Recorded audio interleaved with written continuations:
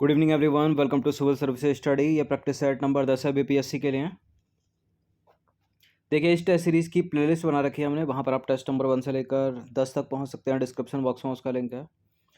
और इस सीरीज़ की आप पेड सीरीज़ प्राप्त कर सकते हो पीडीएफ विद एक्सप्लेनेशन के साथ। डिस्क्रिप्शन बॉक्स में मेरा नंबर है, उस पर कॉल या व्हाट्सअप करके। तो चलिए स्टार्ट करते हैं। तो क्वेश्चन नंबर 1 है, एक अभियान है दस्तक अभियान, किस राज्य सरकार से संबंधित है ये? उत्तर प्रदेश, मध्य प्रदेश, बिहार या राजस्थान? दस्तक अभियान का संबंध है उत्तर प्रदेश की सरकार से। तो 15 अप्रैल 2022 को उत्तर प्रदेश सरकार ने जल जनित और वेक्टर जनित बीमारियों के प्रसार को रोकने के लिए दस्तक अभियान जो है वो शुरू किया है। और उत्तर प्रदेश के लोगों को मलेरिया, चिकनगुनिया, एन्सेफेलाइटिस, डेंगू और फाइलेरिया सहित विभिन्न संचारी रोगों से सुरक्षित रखने के उद्देश्य से जो है इसे प्रारंभ किया गया और यह अभियान 30 अप्रैल तक चलेगा। अनीता गुप्ता, जिन्हें हाल ही में नारी शक्ति पुरस्कार से सम्मानित किया भारत के राष्ट्रपति रामनाथ कोविंद ने, ठीक है, 8 मार्च को अंतर्राष्ट्रीय महिला दिवस के अवसर पर आपको बताना है कि अनीता गुप्ता किस राज्य से संबंधित है। इनका संबंध है बिहार से। तो 8 मार्च 2022 को अंतर्राष्ट्रीय महिला दिवस के अवसर पर राष्ट्रपति ने महिला सशक्तिकरण की दिशा में असाधारण कार्य करने वाली बिहार की अनीता गुप्ता को नारी शक्ति पुरस्कार से सम्मानित किया। देखिए, भोजपुर बिहार की सामाजिक उद्यमी हैं ये अनीता गुप्ता। इनको वर्ष 2020 के लिए नारी शक्ति पुरस्कार से सम्मानित किया गया है और उन्होंने 50,000 से अधिक वंचित ग्रामीण महिलाओं को विभिन्न कौशलों में प्रशिक्षित किया है। अनीता गुप्ता पे हम कई बार चर्चा कर चुके हैं इस टेस्ट सीरीज में। क्वेश्चन नंबर 3 पर आ जाइए। देश में यानी भारत में गुजरात के बाद आपको बताना है कि सबसे लंबी तटरेखा किस राज्य की है? आंध्र प्रदेश की है।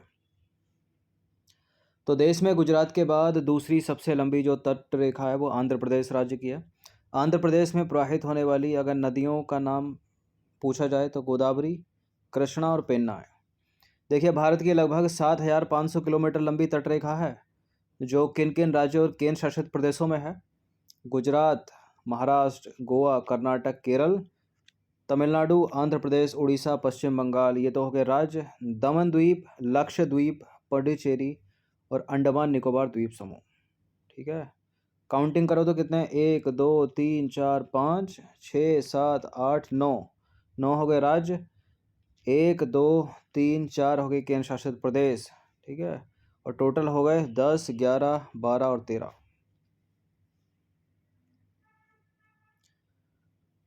क्वेश्चन नंबर 4 पर आ जाइए। केंद्रीय प्रशासनिक अधिकरण की स्थापना संविधान के किस अनुच्छेद के अंतर्गत की गई है? बहुत पूछते हैं इसको एग्जाम में। सेंट्रल एडमिनिस्ट्रेटिव ट्रिब्यूनल 323 के ए में है ये। ठीक है, तो हाल ही में केंद्रीय प्रशासनिक अधिकरण ने वरिष्ठ नागरिकों या पेंशन भोगियों जैसे आवेदकों के मामले के समाधान के लिए अधिकरण की सभी 19 पीठों में जो है एक विशेष अभियान चलाया और संविधान के अनुच्छेद 323 ए के तहत संसद ने वर्ष 1985 में प्रशासनिक अधिकरण अधिनियम पारित किया और इसकी स्थापना संविधान के अनुच्छेद 323 ए के तहत की गई थी। क्वेश्चन नंबर 5 पर आ जाइए। हाल ही में बिहार सरकार के द्वारा मिथिला की किस मछली प्रजाति को जीआई टैग दिलाने के प्रयासों के तहत मछली विशेषज्ञों की एक टीम गठित की गई? कौन सी मछली को जीआई टैग दिलाना चाहते हैं ये? रोहू मछली को। तो बिहार सरकार द्वारा हाल ही में मिथिला की रोहू मछली को जीआई टैग दिलाने के प्रयासों के तहत मछली विशेषज्ञों की एक टीम गठित की गई। तो बी उत्तर करेक्ट हो जाएगा। देखिए, यह मछली बिहार में मिथिलांचल के दरभंगा और मधुबनी जिले के पुराने तालाबों में पाई जाती है और इस मछली का स्वाद अन्य की तुलना में काफ़ी भिन्न होता है, जिसका कारण यहाँ का वातावरण, पुराने पोखरों की गाद और किनारों के फलदार वृक्ष हैं। विश्व धरोहर दिवस मनाया जाता है हर साल। कब मनाया जाता है ये? हर साल 18 अप्रैल को विश्व धरोहर दिवस मनाया जाता है। तो प्रतिवर्ष 18 अप्रैल को सांस्कृतिक, ऐतिहासिक स्थलों और धरोहरों के संरक्षण हेतु जागरूकता पैदा करने के लिए अंतर्राष्ट्रीय स्मारक एवं स्थल दिवस अथवा विश्व धरोहर दिवस का आयोजन किया जाता है? और वर्ष 2022 के लिए विश्व धरोहर दिवस की थीम क्या है? धरोहर और पर्यावरण। क्या है? धरोहर और पर्यावरण।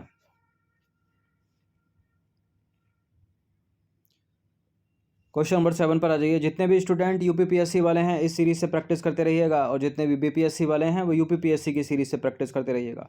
उधर आपको छोड़ने हैं उत्तर प्रदेश कल्चर के प्रश्न, इधर आपको छोड़ने हैं बिहार कल्चर के प्रश्न।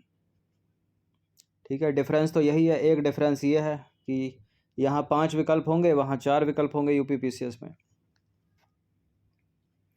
तो क्वेश्चन नंबर 7 पर आ जाइए। निम्नलिखित में से कौन सा जो है सही सम्मिलित नहीं है? सुंदरबन पश्चिम बंगाल में, नीलगिरी तमिलनाडु में, दिहांग दिवांग अरुणाचल प्रदेश में, पंचमढ़ी उत्तर प्रदेश में। करेक्ट है, करेक्ट है, करेक्ट है, पंचमढ़ी मध्य प्रदेश में। तो पंचमढ़ी जैव मंडल आगार जो है मध्य प्रदेश राज्य में स्थित है, ना कि उत्तर प्रदेश में। डी गलत है। क्वेश्चन नंबर 8 पर आ जाइए। हाल ही में साइक्लोपियन वॉल के लिए विश्व धरोहर टैग की मांग की गई है। यह किस राज्य में है? साइक्लोपियन वॉल यह है बिहार में। तो बिहार सरकार ने अप्रैल 2022 में साइक्लोपियन वॉल को यूनेस्को की विश्व धरोहर स्थल में सूचीबद्ध कराने के लिए भारतीय पुरातत्व सर्वेक्षण से यानी आर्कियोलॉजिकल सर्वे ऑफ इंडिया को एक नया प्रस्ताव जो है वो भेजा है। क्वेश्चन नंबर 9 पर आ जाइए। वर्ष 2023 में स्ट्रीट चाइल्ड क्रिकेट विश्व कप की मेजबानी कौन सा देश करेगा? कौन सा करेगा? भारत करेगा, भारत। तो स्ट्रीट चाइल्ड यूनाइटेड और सेव द चिल्ड्रन इंडिया के द्वारा वर्ष 2023 में भारत में स्ट्रीट चाइल्ड क्रिकेट विश्व कप की मेजबानी की जाएगी। क्वेश्चन नंबर 10 पर आ जाइए। इतिहासकारों ने क्लाइव के गीदड़ की पदवी किसे दी थी? क्लाइव का गीदड़ कौन था? मीर जाफर। मीर जाफर। तो मीर जाफर को इतिहासकारों ने क्लाइव के गीदड़ की पदवी दी थी। कुछ पूछना होता है, नंबर है, इस पर कॉल या व्हाट्सअप कर सकते हो आप लोग। 11वां प्रश्न है, प्रश्न ये इंपॉर्टेंट है, और प्रश्न क्या है? राज्य ऊर्जा और जलवायु सूचकांक किसके द्वारा जारी किया जाता है? किसके द्वारा जारी किया जाता है राज्य ऊर्जा और जलवायु सूचकांक? नीति आयोग के द्वारा। नीति आयोग का गठन कब हुआ था? 1 जनवरी 2015 को। तो नीति आयोग द्वारा 11 अप्रैल 2022 को राज्य ऊर्जा और जलवायु सूचकांक राउंड 1 का शुभारंभ किया गया। क्वेश्चन नंबर 12 पर आ जाइए। विधानसभा के गठन का प्रावधान किस अनुच्छेद में किया गया है? विधान परिषद पूछे तो 196, विधान परिषद पूछे तो 169, ठीक है, और विधानसभा पूछे तो 170। तो विधानसभा के गठन का प्रावधान भारतीय संविधान के अनुच्छेद 170 में किया गया है। क्वेश्चन नंबर 13 पर आ जाइए। कंप्यूटर साक्षरता दिवस या संगणक साक्षरता दिवस कब मनाया जाता है? 5 जून को विश्व पर्यावरण दिवस मनाया जाता है, 2 दिसंबर को मनाया जाता है। तो कंप्यूटर साक्षरता दिवस हर साल 2 दिसंबर को मनाते हैं हम। नंबर 16 पर आ जाइए। निम्नलिखित में से कौन सा युग्म सही सुमेलित नहीं है? खमसिन मिस्र में, बोरा पोलैंड में, हरमट्टन सहारा रेगिस्तान में, मिस्ट्रल राइन घाटी में। गलत ढूंढना है कौन सा। देखिए, खमसिन मिस्र में सही है, बोरा पोलैंड में सही है, हरमट्टन सहारा रेगिस्तान में सही है, मिस्ट्रल राइन घाटी में नहीं बल्कि रोन घाटी में। ठीक है, मात्रा का डिफरेंस है थोड़ा सा। तो मिस्ट्रल रोन नदी से भूमध्य सागर तक प्रवाहित होती है, ना कि राइन नदी घाटी। रोन। क्वेश्चन नंबर 15 पर आ जाइए। गोल्डन लंगूर को IUCN की रेड लिस्ट में किस प्रजाति के रूप में सूचीबद्ध किया गया है? गोल्डन लंगूर बताइए, क्रिटिकली इंडेंजर्ड है या विलुप्त हो गया? विलुप्त तो नहीं हुआ है, क्रिटिकली इंडेंजर्ड भी नहीं है, यह है संकटग्रस्त, मतलब केवल इंडेंजर्ड है। तो गोल्डन लंगूर को IUCN की रेड लिस्ट में संकटग्रस्त यानी इंडेंजर्ड प्रजाति के रूप में सूचीबद्ध किया गया है। क्वेश्चन नंबर 16 पर आ जाइए। S-400 क्या है? कोई विशालकाय बर्फ का खंड है, या पनडुब्बी है, मिसाइल प्रणाली है, एंटीबायोटिक है, क्या है? S-400 मिसाइल प्रणाली है, सतह से हवा में मार करने वाली। तो यह एक लंबी दूरी की सतह से हवा में मार करने वाली सरफेस टू एयर यानी एक मिसाइल प्रणाली है S-400। 17वां प्रश्न है, निम्नलिखित में से कौन सिंधु नदी की सहायक नदी नहीं है? तो सिंधु की नहीं है तो किसकी? झेलम की होगी। सिंधु की ट्रिब्यूटरी श्योक है, हुंजा है, काबुल है, चिनाब नहीं है। तो चिनाब नदी जो है वो झेलम की सहायक नदी है, ना कि सिंधु की। ये सब सहायक नदियाँ कई कई बार एग्जाम में जो है पूछी जाती हैं और बहुत बार मैंने सबका रिवीजन करा दिया, सबका। क्वेश्चन नंबर 18 पर आ जाइए। भारत में प्रशासन की बुनियादी क्षेत्रीय इकाई निम्नलिखित में से कौन सी है? भारत में प्रशासन की बुनियादी क्षेत्रीय इकाई है जिला, डिस्ट्रिक्ट। तो भारत में प्रशासन की बुनियादी क्षेत्रीय इकाई कौन सी है? जिला है, डिस्ट्रिक्ट है। क्वेश्चन नंबर 19 पर आ जाइए। सेवा का अधिकार निम्नलिखित अधिनियमों में से एक महत्वपूर्ण हिस्सा है किसका? सूचना का अधिकार अधिनियम का, ऑप्शन नंबर सी। तो सेवा का अधिकार सूचना का अधिकार अधिनियम का भाग है। 20वां प्रश्न, अंतिम प्रश्न है। राष्ट्रपति पूरे देश में या इसके किसी भी हिस्से में अनुच्छेद 332 के तहत राष्ट्रीय आपातकाल किस स्थिति में घोषित कर सकते हैं? बाह्य आक्रमण, सशस्त्र विद्रोह, आंतरिक अशांति, भीषण अशांति, उपरोक्त में से कोई नहीं, उपरोक्त में से एक से अधिक।